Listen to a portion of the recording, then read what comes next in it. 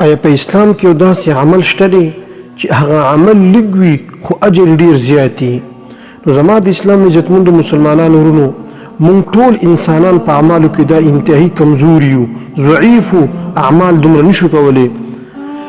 داسې یو حدیث مبارکه چې وخت په 15 منټه لګیږي او که اجر ته وګورئ نو اجر ډیر انتهایی لوی دی.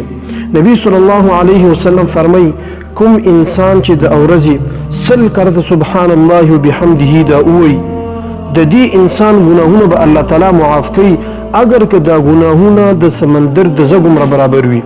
نو زما د اسلام عزتمند ورونو، د انسان دومره ګناهونه نه د سمندر د زګ او ګوره الله تعالی د انسان د ګناهونه معاف کوي.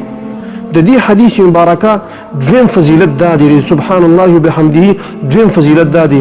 نبی کریم صلی الله علیه وسلم فرمایي چې کوم انسان سحر او ماښام سلسل کرته سبحان الله وبحمده دا وایي، د دې انسان نه به د قیامت په ورځ باندې افضل او دا غوره انسان بل نه وي.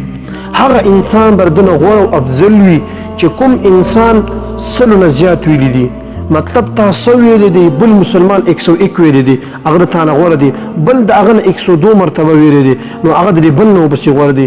نو دا ګوره څومره ورکوټی عمل دی، په خوله باندې څومره ویلي اسان دي، الفاظ هم ګران نه دي، وخت هم پې کم لګېږي او اجر ته وګورو نو اجر یې څومره لوی دی. نو زما د اسلام عزتمند ورونو، په دې باندې عمل کول دا پکار دي.